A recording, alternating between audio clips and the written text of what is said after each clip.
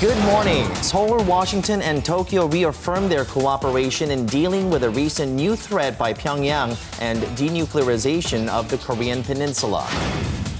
A series of earthquakes rattles around the Pacific and minor tremors off the west coast of Korea raises the question, is Korea immune to earthquakes?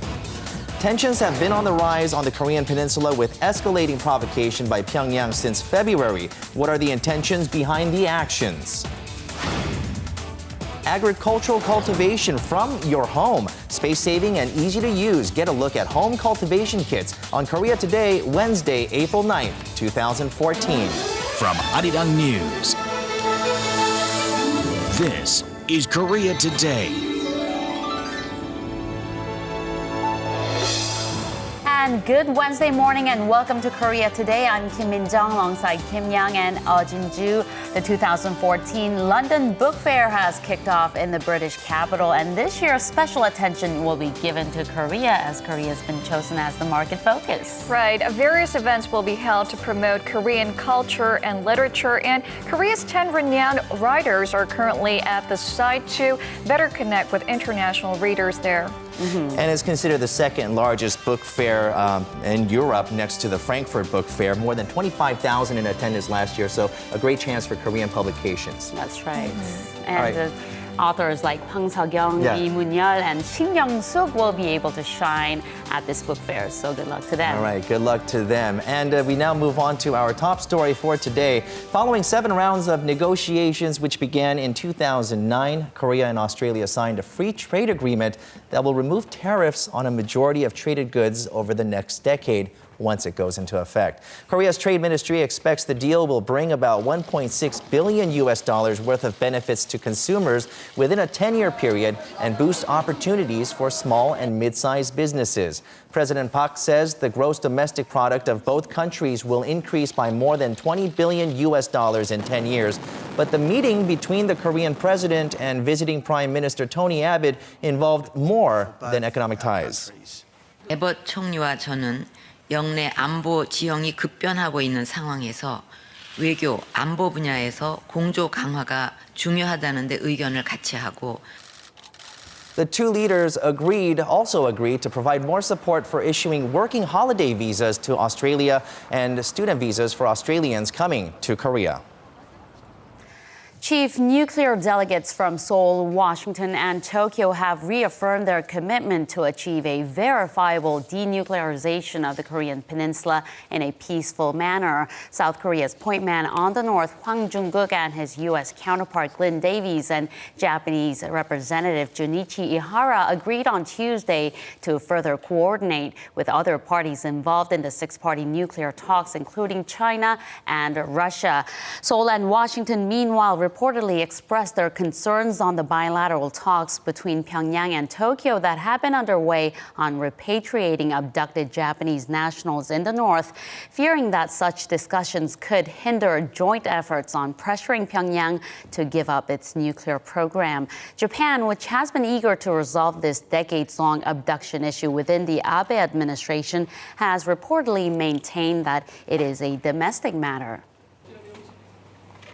And in a move to scale back its workforce by roughly 20%, a voluntary retirement plan has been announced by KT Corporation following an agreement with its labor union. The nation's #2 mobile service provider is moving forward with its first step in an aggressive bid to cut back on its workforce since Chairman Hwang Chang-gyu took office in late January. 70% of the company's some 32,000 employees will be eligible for this retirement package, which is expected to shrink KT's workforce by nearly 20%. The company has been suffering from net losses amid increased competition in the mobile sector. Its net loss came to $284 million in the fourth quarter of last year alone.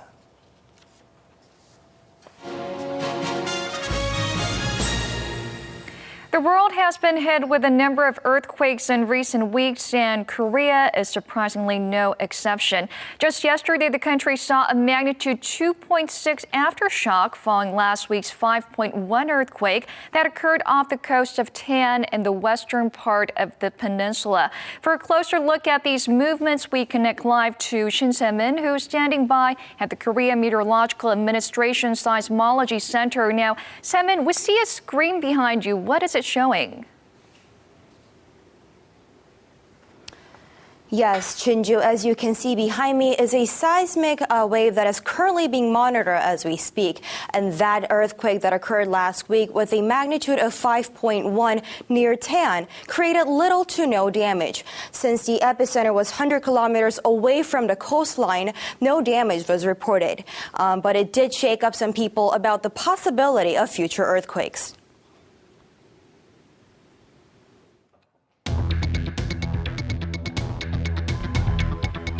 A powerful magnitude 8.2 earthquake struck off the northern coast of Chile's Pacific coast on April 2nd. The quake is blamed for killing at least 6 people, which is considered a low casualty rate for a quake this size. And just days before, in late March, also on the Pacific coast, Los Angeles was hit by a magnitude 5.1 earthquake, followed by a more than 100 aftershocks, breaking water lines and forcing people to evacuate. A total of 31 earthquakes with a magnitude of 6 or higher have occurred this year worldwide. Among these, 70% took place in Pacific coastal areas on the Ring of Fire. The Ring of Fire is a horseshoe-shaped line that stretches around the Pacific coast where a lot of earthquakes and volcanic activities occur. As the Pacific Ocean crust spreads, it smacks into continents along the edges. Experts say the quakes that occurred in these regions all share a common factor. Fundamentally, the cause of the earthquakes is the accumulated force. And because these plates below sea level are all working around each other, we can say that almost all earthquakes are interconnected in some way. Take, for instance, the Chilean earthquake this month can trace its cause all the way back to the Valdivia earthquake in 1960, the most powerful earthquake ever recorded.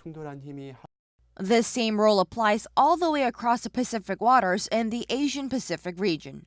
Take, for instance, Japan, which is still in the stages of recovery from its 2011 Tohoku 9.0 earthquake, one of the strongest recorded. A Japanese National Police Agency report says tsunami waves caused by the quake broke down at least 3 reactors in the Fukushima Daiichi nuclear power plant. And Korea is also in the loop. Although the country sits on the Eurasian plate and outside the Ring of Fire, the peninsula is not immune. The 4th strongest quake ever to hit the Korean peninsula, a magnitude of 5.2, struck on April 1st. Its epicenter was in waters 100 kilometers northwest of the Tan area off the west coast of the country. No casualties was reported, but the tremors were felt on mainland as far as in the capital, Seoul. But some believe the accumulated force from previous quakes isn't the cause of these large tremors. Instead, they're from minor movements between strata. The cause of the recent earthquake off the western coast can be traced to a differing fault line due to a differing strata. The strata, or the layer of rock below sea level, are distinctively disconnected, and the differing traits caused some friction, which resulted in the recent quake in the West Sea. Going against a common belief that Korea is relatively safe from earthquakes since it sits on the Eurasian plate, some experts say history suggests otherwise. Documents from the Joseon dynasty of Korea, known as the Annals of the Joseon dynasty, note that from 1413 to 1865, more than 2,000 earthquakes, some in the magnitude 7 range, hit the Korean peninsula. Those historical records and the recent events clearly prove that although Korea sits on a comparably safe tectonic plate, no place on Earth is completely safe. And actually here in Korea, many people may not also be aware of this, but as of 2012, the average number of 45 earthquakes, big or small, were recorded in Korean peninsula. However, that number nearly doubled to 90, which is a sign that the number of the earthquakes in Korean peninsula is accelerating. Right, so Korea isn't a quake-free area no more, as many would have believed in the past. Now, how about in terms of larger movements? Are there any predictions for big quakes in the near future around the world?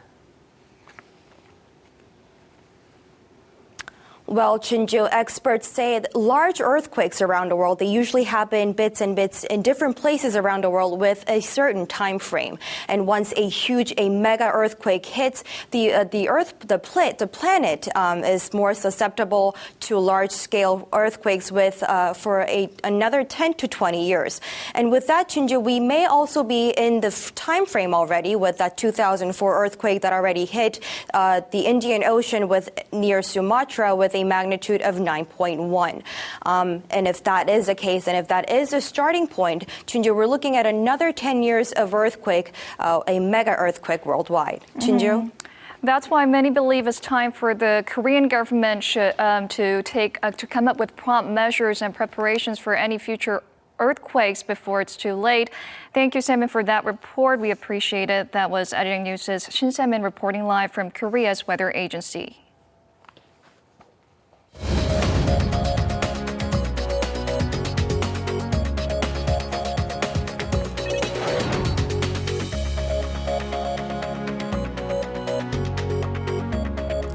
Good morning, everyone. Let's begin with some news on tensions between China and the United States, which were on full display during a bilateral meeting of the two countries' defense ministers.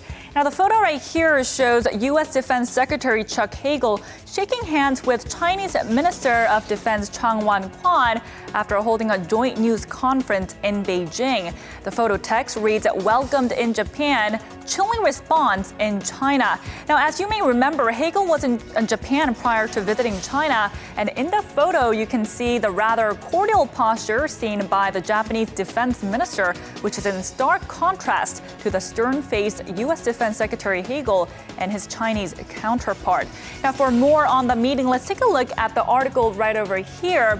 And the headline reads, U.S. Defense Secretary will protect Japan if China and Japan clash. Now, China's defense minister says Beijing ready to use armed forces.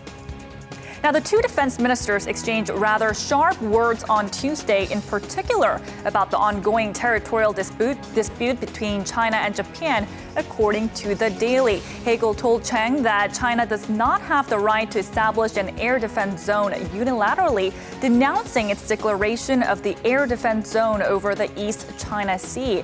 Chang fired back, saying that Beijing stands ready to assemble its military to protect its territory, adding that the United States should stay vigilant over Japan. Now let's go into some developments in the political scene ahead of the upcoming local elections in June. The story here from 중앙일보 has a headline that reads, 안철수's fourth retreat politics.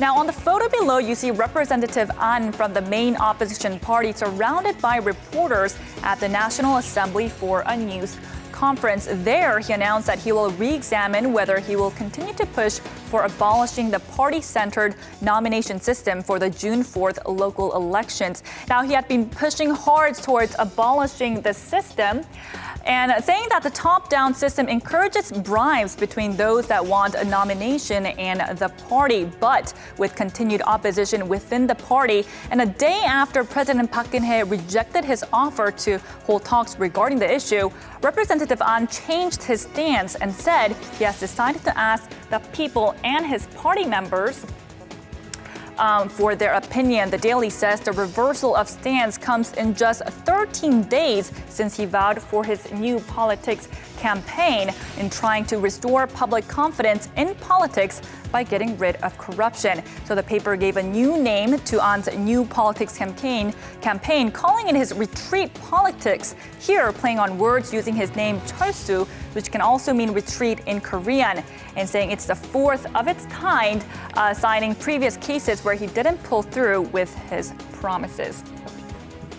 Now moving on over to Donga Ilbo, you see the same story covered here on the front page. You see Representative An Chol-soo and Kim Ang-gil, who co-leads the main opposition New Politics Alliance for Democracy. The two are at the press conference to make the announcements regarding the party-centered nomination system of candidates.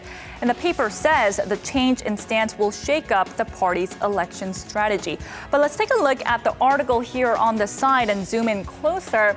Now the headline here reads, automobiles high-priced goods, middle class begins to open wallets.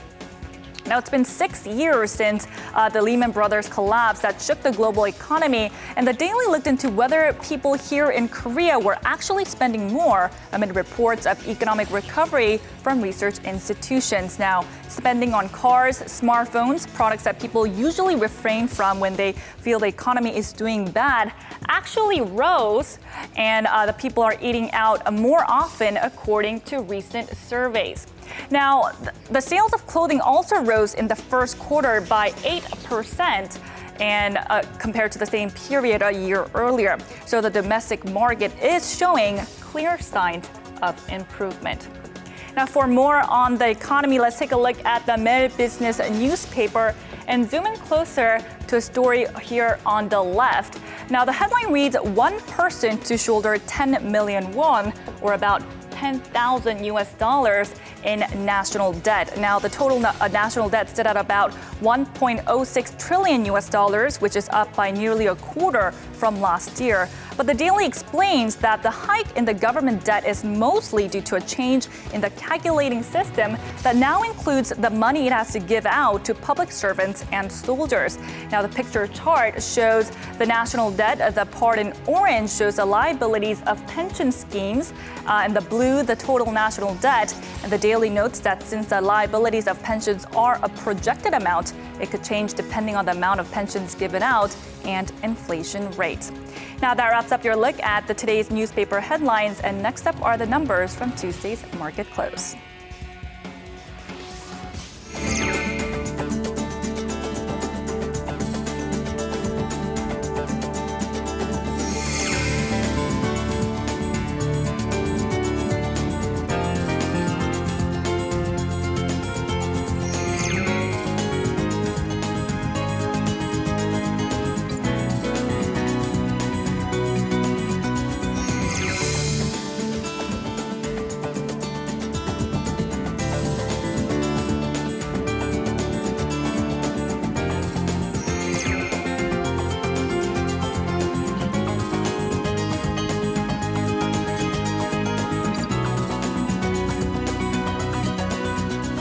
Let's now get a check on the weather. Midday highs soared past 20 degrees Celsius in Korea yesterday. It was pretty nice and toasty yesterday. And apparently it's supposed to be even warmer today. For more on today's weather, we'll go to Chun Sung-cho, who joins us with everything you need to know. Sung-cho, good morning. Good morning, Sung-cho. Morning, guys. Are you enjoying the beautiful weather as much as I am? Temperatures have been gradually climbing up, and though it's a little bit foggy right now, this will clear out soon and skies will be clear and blue with plenty of sunshine during the day. This is when I get to enjoy working for a morning show because I get to have the entire afternoon to just fully soak in the beautiful, perfect weather. The only concern, though, is how dry the atmosphere currently is. Even with light drizzles expected around the central region tonight, the air is way too dry for that to be of any help. So let's take a closer look at today's forecast for more details. Seoul's highs are 20, Jeju the coolest at 17, and Daegu the warmest at 26 degrees. Hello, summer. Today's above average temperatures are all thanks to the high pressure along the west coast, bringing in nice and clear skies as well. However, as the day progresses into the night, a trough of low pressure passing over the north calls for clouds to build up over the central region, and this will trigger drizzles here and there, like I said before. Don't forget the dry weather warning that's been issued across the country. Be cautious, especially if you're near or on the mountains. That's all I have for the weather forecast. Back to you, Min-jung, in the studio. Bringing tensions up a notch in Ukraine, the U.S. has called out Russia as a catalyst to the separatist unrest in eastern Ukraine. We'll examine this story and other global headlines we're following with our Eunice Kim standing by at the news center. Good morning, Eunice. U.S. Secretary of State John Kerry has made fresh statements overnight. Hello, Min-jung. That's right. U.S. Secretary of State John Kerry out of Washington said it is clear that Russian special forces and agents have been at work behind the scenes in separatist unrests and could potentially be a contrived pretext for a Crimea-style military intervention. He told Moscow to back down or face tougher new sanctions that would target Russia's banking, energy, mining, and arms sectors. He and his Russian counterpart, Sergei Lavrov, are to meet next week in Europe to try to find a resolution to this ongoing crisis. Meanwhile, armed pro-Russia protesters remain in control of Ukrainian government buildings in two eastern cities. This after police retook a third occupation in a nighttime operation Monday local time. And relatedly, the International Monetary Fund has slashed Russia's GDP growth forecast by 2/3 to 1.3% from an earlier 2% and warned of a deeper economic fallout should the crisis in Ukraine escalate. The IMF forecast follows gloomier estimates from the World Bank and Russia's own economy ministry, which earlier this month said growth could come significantly below 1% if current trends continue. The IMF has also revised down its growth outlook for the global economy just slightly by 0.1% to 3.6%, citing uncertainties in emerging markets in the midst of weak recovery. It, however, left the 2014 growth forecast for the Korean economy unchanged at 3.7%. 3.7%. That's slightly lower than the forecast set by the Korean government. Now, the search for the missing Malaysian jetliner is becoming one of the biggest mysteries, and now the search is proving to be the most expensive in aviation history. Tell us more about this. Well, according to the first estimates, it's certainly on its way. Reuters estimates that at least $44 million has been spent in the first month of this hunt, and that's about the same as the total cost spent in the 2-year search for Air France Flight 447, which you'll remember crashed into the Atlantic Ocean back in 2009. Now, the $44 million figure doesn't include all 26 countries involved either, just 4 of them, Australia, China, and the United States and Vietnam included in that figure, so it's still one that excludes costs incurred by several other countries, including Korea, to provide aircraft, ships and satellite information in this search of unprecedented size. Important to note here, though, is that the leaders of Australia and Malaysia have said time and time again that cost is not an issue in the search for Flight 370. And that does wrap your look at the international headlines we're following this morning.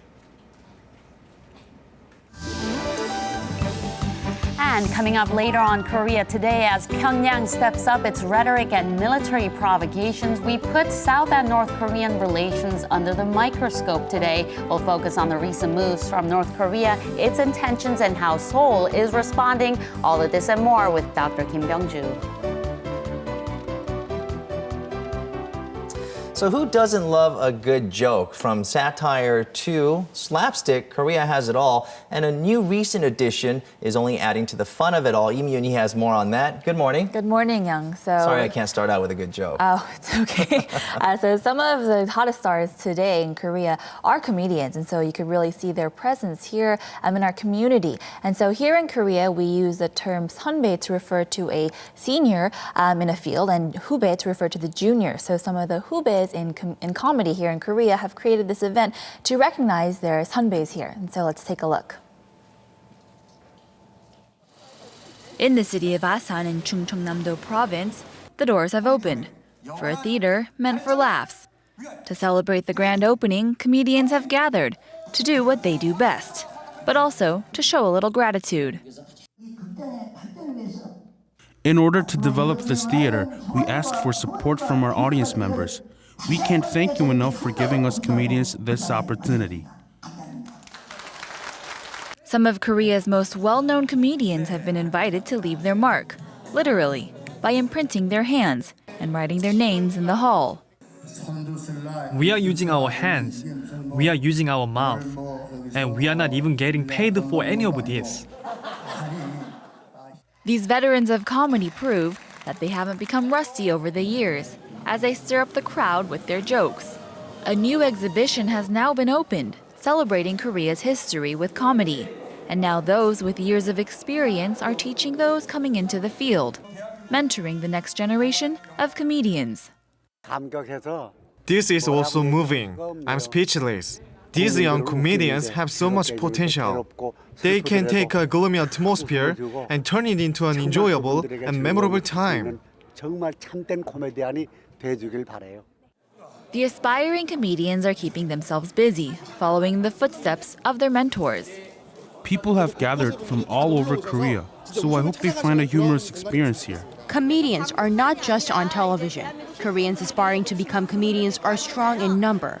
Hopefully, we're able to find that talent here at this comedy hall in Asan. I feel so refreshed and determined to work even harder at becoming a comedian. These people have showed me how to be even funnier.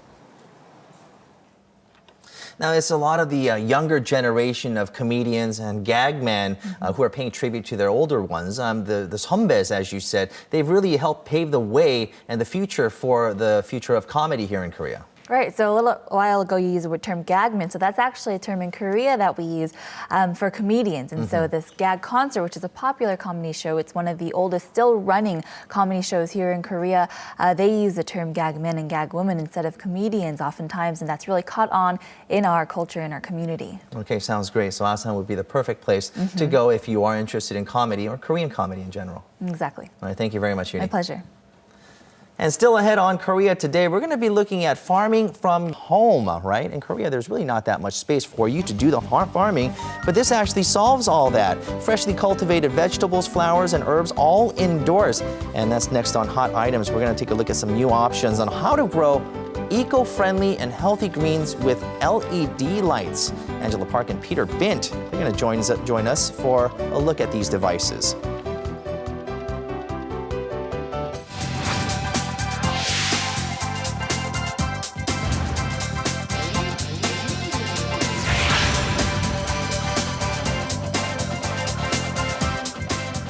Time now to get a check on what's trending on News Sum Up. A legendary Beatles member Paul McCartney is coming to Seoul for a concert late next month, and the tickets were up for sale starting yesterday noon. That's right. Are you a fan? The competition to get your hands on these tickets were so fierce that the website actually crashed. It was pretty bad. Seomi Seorang joins us from the digital room for more on this and other keywords we're following this morning. Good morning. Good morning, Min-jung, and good morning, Jinju. Now, I've got a selection of 5 keywords that were making headlines yesterday online. Now, there's a good selection between health, entertainment, and sports, so let's get started. Many people were looking up details on Paul McCartney's Twitter post that's written in Korean, as well as details about the spring effort syndrome. Former football player Pelé predicts Germany or Spain to win in the upcoming World Cup, and there was devastating news on the death of a construction worker while on site at the Lotte World Mall. Finally, many were happy that warm temperatures would remain high over the next couple of days. Now let's go back and take a closer look at the first listing there, the one about McCartney. The famous artist Sir Paul McCartney put up a surprise post on his Twitter account written in Korean.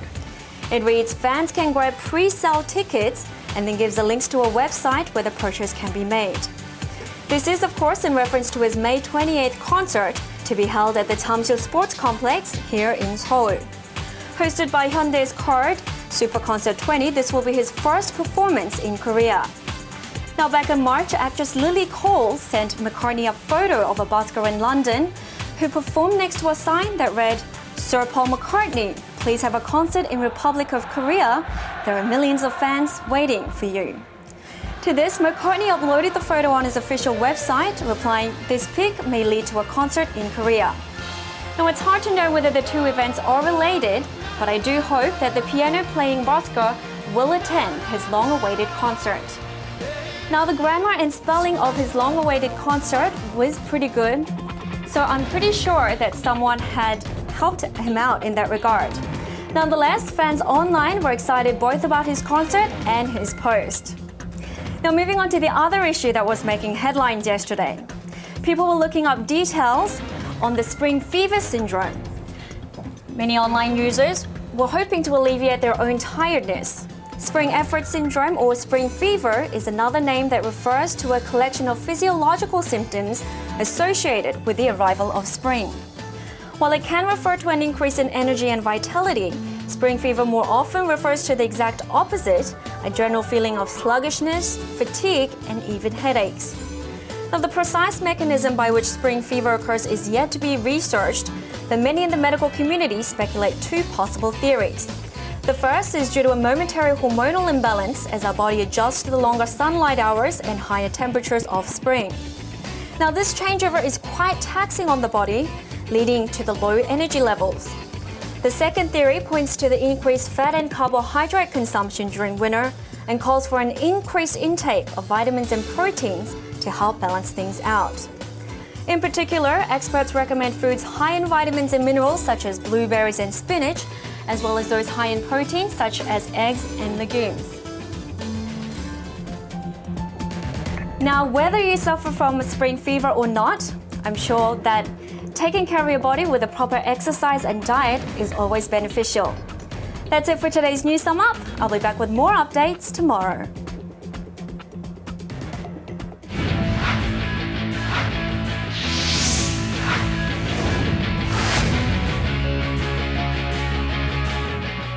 And a good Wednesday morning to you all as we kick things off in rhythmic gymnastics, where Son Yeon-jae is soaking in the recent success at the Lisbon World Cup, and the International Gymnastics Federation made her achievements known. The 20-year-old rhythmic gymnast who won 4 gold medals at the Lisbon World Cup made the front pages of the International Gymnastics Federation's website as they stated that her finish in Lisbon was quote-unquote historic. Meanwhile, Son Yeon-jae stated that she gained more muscle mass this season as many people noticed that she's gotten bigger this season. And moving over to the 2013-2014 V-League Award ceremony, which took place on Tuesday, and some history being made as well. Now, first over on the men's side, Samsung Hwajae Blue Fangs' Leo Martinez received 26 out of 28 votes, winning his second straight league MVP. And with that, he becomes the first player to win back-to-back MVP. Meanwhile, over on the women's side, IBK Alto setter Lee Hyo-hee receives 15 out of 28 votes, becoming the first setter in league history to win the Women's V-League MVP. And now moving over to Tuesday night's KBO action as the Hanwha Eagles beat the NC Dinos 6-2 with the Kia Tigers cruising past the Nexon Heroes 13-9 and the LG Twins and the Lotte Giants tying 2-2 after 12 innings of play. Meanwhile, let's take a look at the first place SK Wyverns take on the Tucson Bears. Of course, going into the game here, first inning with men on first and second for Park Chung-kwon, and he singles to center. It's 1-0 SK Wyverns. Third inning, man on third, one man out. Min Byung-hun flies out to right. A sac fly makes it 1-1. Meanwhile, it's a pitcher's duel the rest of the way as Chris Volstead pitches 7 innings, giving up just 1 run on 5 hits, with Yoon Hee-sang also pitching 7 innings, giving up just 1 run on 6 hits. But in the 8th inning, men on first and third, Park Chung-kwon and crank that Soulja Boy and Superman that catch Chung Soo-bin, and it's still 1-1. Bottom of the inning, Ko Young-min pinch hits, and this one is a sac fly, scoring Min Byung-hun from third, and Tucson has the lead 2-1. 9th inning drama this time, 2-man out, bases loaded, and full count for Cho Dong-hwa, and he drills this pitch right at Chung Soo-bin, and the ball game's over. Tucson holds on to win it 2-1. And now shifting over to Game 5 of the KBL Championship Series between the Changwon LG Sakers and the Ulsan Mobis Phoebus, with the series tied 2-2. Of course, going into the game here, LG takes a slim 24-23 lead after the first quarter before Mobis rallies in the second quarter to take a 39-36 lead going into halftime. Both teams neck and neck in the second half of the game, with Moon Tae-young putting up 24 points and 7 rebounds on the night. But it's Rod Benson who comes to the rescue with a game-saving block and a rebound as Mobis hangs on to take Game 5, 66-65. And that's going to wrap it up for me. This has been SJ. Have a great rest of the day, and see you guys again for your sports needs.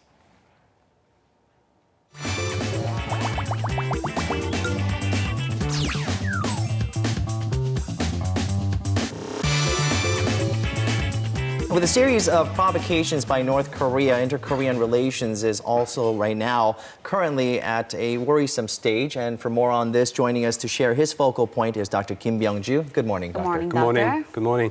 Missile launches and live fire drills around NLL area, as well as the drones that are being found all around the country here in Korea. That raises obvious question of whether North Korea is raising up these tensions to a new kind of level, or are they just going through the circles that we have become accustomed to for the last several decades here. So those are the questions that we have in mind. For that, let's start with the list of the provocations that North Korea has been introducing in recent months here. We will start from February 21st through March 26th, altogether 7 times, and total of 90 mid-range missiles and rockets being fired. That's what we have seen so far. And on March 31st, of course, the famous case of live fire exercises where shells were being dropped on NLL, across the NLL line into our area here. And that have been the problem. And what you're seeing on the screen right now, unmanned drones, 3 of them found. The first one found in Paju, March 24th. And March 23rd, Yeonpyeong area, and also Pyongyang Island. And then April 6th, the Samcheok area, we found those as well. So those are causing a lot of concerns here. Let's go back to the exchange of fire on March 31st between the two Koreas across the northern limit line. And this always seems to be the contentious point where the two Koreas just engage in a bit of a conflict. First of all, starting with the magnitude of the provocation itself, they were firing about altogether 500 shells, and then 100 of them actually crossed our line into the NLL. That's right. And talking about why this is contentious, we have quite a history here. Let's bring up the graphics here to explain what NLL actually means. This is actually a line that was drawn by the United Nations Command back in 1953 after the Korean War, and you see the yellow line, and that obviously covers some of the key island areas, islands that we control here. But North Korea has been raising issue with it, saying that it has been unilaterally drawn by the United Nations, therefore they cannot accept it or acknowledge it. So back in 1999, what they declared was a maritime demarcation line that actually is drawn in red. You will see on the screen, I think you just saw it, that excludes Korea's key islands above. So it's a funny definition that they came up with.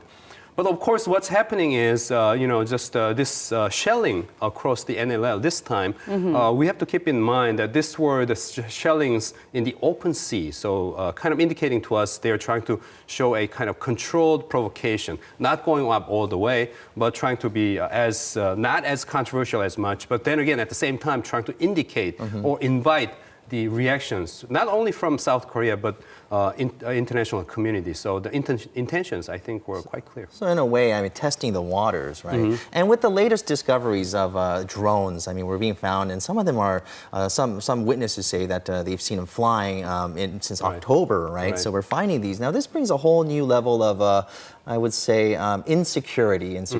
Exactly. And North Korea has been very unclear about their involvement so far. They have not neither denied or declared their involvement here. But these funny-looking drones that seem to be kind of quite outdated in terms of technology. And 486 computer parts on there. Right, exactly. And but problem is, though, we find these drones having these pictures that were taken around the sensitive military installations here in Korea, as well as some of the key posts, including presidential office. So therefore, the sensitivity is quite high here. The concern is reconnaissance operation, okay, fine. But if they decide to use these drones for terrorism-related purposes in the future, that could actually raise a lot of tensions here. So a lot of people are concerned about that possibility. That's right. And the Defense Ministry is under fire for having missed those signals there. But the thing is, these are very small planes, so it's very difficult to catch. Yeah. Unless you have a very sensitive, high-level advanced radars that can catch all little things. Amateurish, in my opinion. Like Exactly. That's why. So maybe they had missed it. But it seems like the North had done 160 since, 180 since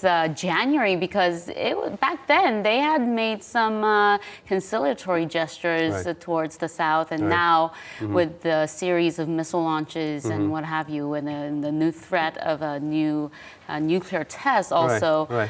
Why the sudden change? Yeah, it's always the question that we have in mind every time the cycle seems to be turning up and down and all that. We wonder what they actually have in mind. First of all, of course, they are very much interested in further advancing their technology in terms of delivering nuclear weapons and further advancing nuclear weapons. So that's what they're trying to do by testing these missiles and all that. That's the obvious one.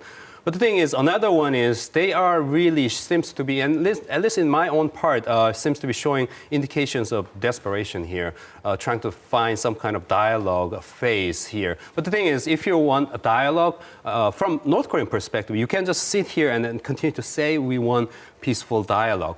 Because in that case, they have to wait for the response from the South Korea and the United States. And so they're being in the game of that's being played or led by South Korea and the United States. They don't like that. That's why they periodically have to get into this kind of stage of pressuring our side here. And I think that's the stage where they seem to be at this point. To me, at least on my observation, several things are very clear in terms of what North Korea has in their mind. Number one, they're trying to do this in order to survive. They're not doing this in order to get killed. Therefore, full-scale war means their termination or extermination, whatever you call it.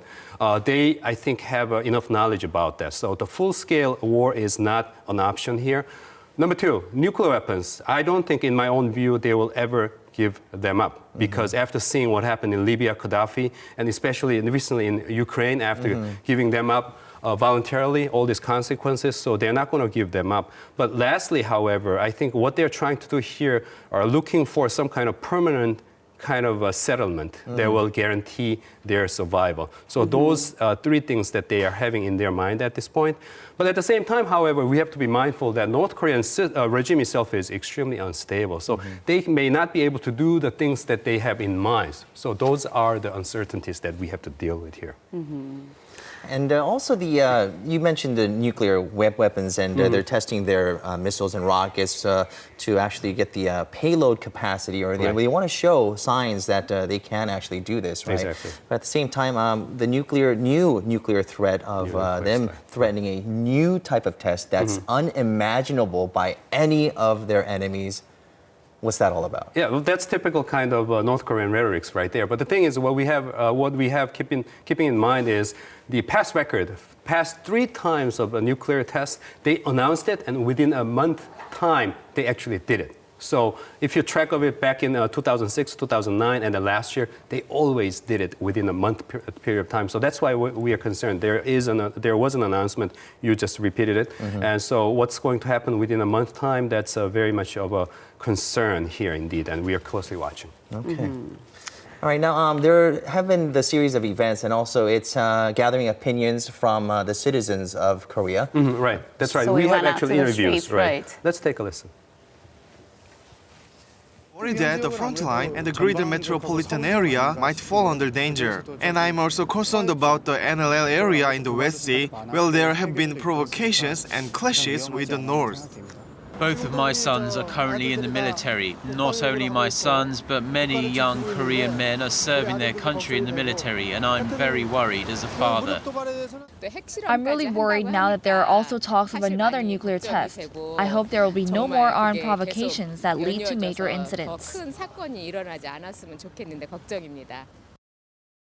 Now, in your opinion, do you think the international community and the Korean government is doing enough to handle with North Korea's just provocations? Being enough left is and hard right? to define here, but we see a lot of movements, right? At the United Nations Security Council, they had a action taken March 28th. And yesterday in Washington, the heads of the 6-party talks, United States, Japan, and Korea, they got together and talked about the future preparations and all that. And on the Korean side, South Korean side, the military is doing all it can in order to be prepared for this very sensitive month. This month includes some key dates like Kim Il-sung's birthday and the day of creation of North Korean People's Army, and also the joint exercise between Korea and the United United States is continuing until April 18th. So those are sensitive dates. So because of that, South Korean Army is doing all it can in terms of preparing for all possible scenarios. So our viewers can be rest assured that we're all prepared for any kind of scenarios.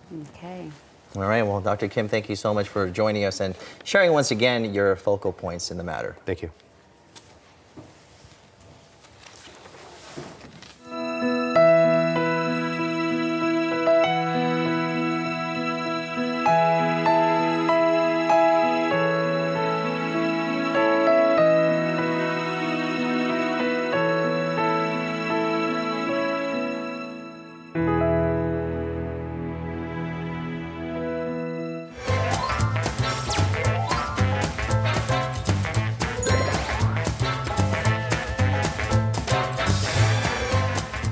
Now for hot items, and the studio is full of greens today. Okay, so if you're interested in farming at home, whether it's on the balcony or any space that you have left, you'll be interested in this. Angela, Park and Peter Bint has more on that. Good morning, guys. Good morning. Good morning. I'm busy making a salad, yes. He is indeed. Cake from your garden, right? Exactly. We actually grew these, the lettuce and a lot of the fresh leafy greens in there a few weeks back through indoor plant cultivators. Now, as we live in a busy city, right, Peter, it is hard for us to get the right sunlight and time and things like that. So we're simplifying it with these great hot item products. Yeah, because nationwide these days, many people are concerned about yellow dust and fine dust and whatnot. So growing some greens indoors and organic vegetables helps to filter the air, provides oxygen, and also controls humidity. It's great. That's right. So let's start with our first one. Let's work from this side, maybe. This is our sun garden from Yuntech, right? Wow. So it's just kind of looks like shelves of plants, basically. Sure, but it looks like soil that you'd find in your back garden, perhaps at home. It's very easy to use, actually. So for me, I always joke that any living thing comes into my home, it's gonna die. I'm not going to your house. No, but this, I think I may be able to deal with this. Basically, as you see, there are trays of special culture soil. It's mixed with, it's sterilized soil, first of all, so you don't have to worry about attracting bugs and insects into your home. The fertilizer is all in there already. So I have a few seeds, like so. You're going to plant them live on air? I'm going to plant them live on air. Okay. So let me just make a space right in the corner. I don't know if our camera can catch this, but you just stick your finger just about one digit, little bit in, right? Okay. And then, ooh, my fingernails are going to be dirty after this. Then I'm just going to put maybe 3 to 5 seeds in there, cover it up, and then weeks later, of course, we're going to have fresh produce and plants. But surely you need to provide some water. Right. I mean, just because you have the nutrients in the soil doesn't mean the plant can grow. So how it works, there are trays underneath. You put the water in here, and I don't know if you can see, but there are kind of like, you can think of it as kind of like a wick or threads. And these basically, it will absorb the water in the tray and it kind of feeds up into the plants, so the plants get just the appropriate amount of water. That's perfect, so they don't get too much water. Exactly. But the lights here, there seem to be quite a lot of lights under there, Angie. Is it not too expensive to run this electricity-wise? It does run by LED lights. Now the thing is, they do not emit heat, so it's a lot more economical. Now also it can run for 50,000 hours, and you should keep it on 18 hours a day. If you do the math, because I'm doing it in my head, it's about 8.5 years. But you don't have to change these at all? Yeah, Wow. about 3,001 a month, you can look at it. Oh, that's incredibly cheap then for running that 18 hours a day. Exactly. Fantastic. Well, what I'm going to introduce is a little bit smaller, a little bit cuter over here. It's an LED plant cultivator that doesn't actually use any soil. It's the AnyGrow from B1Tech. And as you can see, you could put this pretty much anywhere in your house, even on your bedside table or something like that. I definitely see the really orange-red tomatoes. They're all, it looks like it's pretty much ready to harvest. Sure, we planted these around 10 weeks ago or so. You can see the tomatoes here, the cherry tomatoes.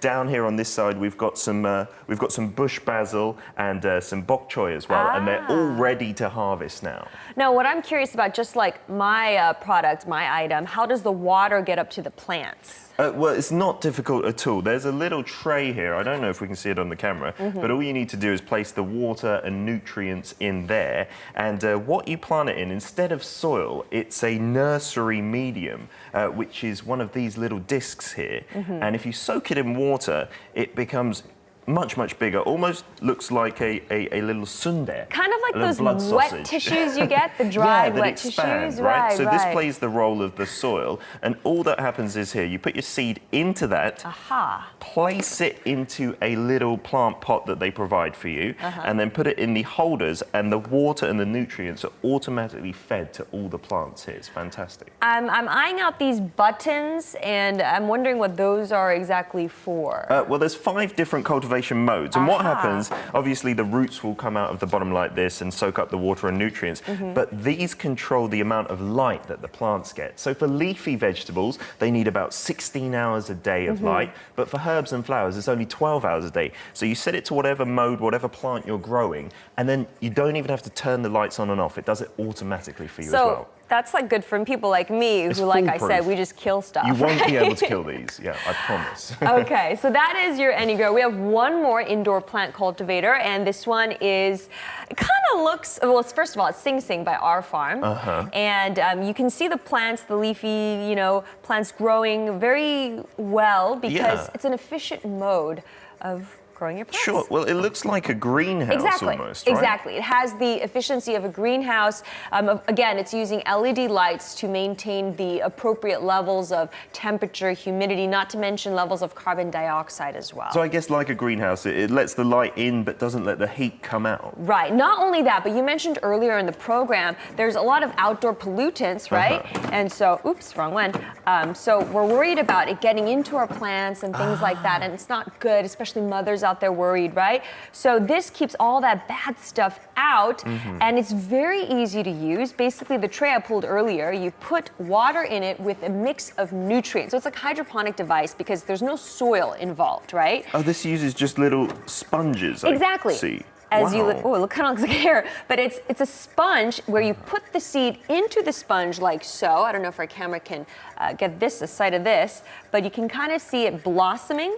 And basically the sponge soaks up the nutrients from the water underneath, it gets to the seed, and it starts to sprout. So that's how it cultivates it like that, without the need for any soil whatsoever. Exactly. But it looks a little more complicated than my item and this item over there, because there are many buttons on this right-hand side, Edgy. I've seen many of them before, but why does it have a fan and a heater button? That's a really good question. Now, because it is kind of operating like a greenhouse, the fan, we need air circulation inside. Otherwise, you're going to be more prone to microorganism and insect attacks, right? And so the fan circulates the air for 5 minutes, and then it helps to fight against those things. The heat option is because you need to maintain temperatures from 21 to 25 degrees Celsius for the best level of growth for sprouting plants. And anytime outside it drops below that, especially in the winter season, you press the heater on and then it keeps it at a good temperature. So in any climate you can grow plants with this. That's right. That's fantastic. Okay.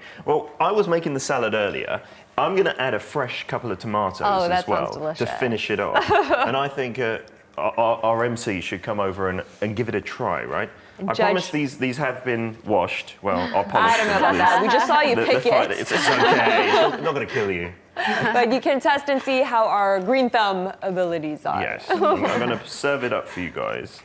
There we go. The whole time I was thinking how educational the whole thing is if you put it in your house and just teach your kids how this is how things grow. I think kids would love it, yeah. Yeah, they'd love to help out. And you can't really go wrong with some of these contraptions that don't have soil because kids wouldn't be able to scoop it out, throw it all over the place, apart from the one over there. That's the biggest issue, whether the surrounding areas is going to get really messy or not, right? So without the soil, I think that solves that problem. Yeah, perfect, right? So throw that tomato to us. Yeah, throw it, catch it. Especially if you are really, a good cook that wants fresh herbs, not dry herbs. It's hard to get them in Korea sometimes, so it's good for you. Perfect, perfect. We'll be looking forward to that salad. Thank you, Angela and Peter. Thank you. Thank you.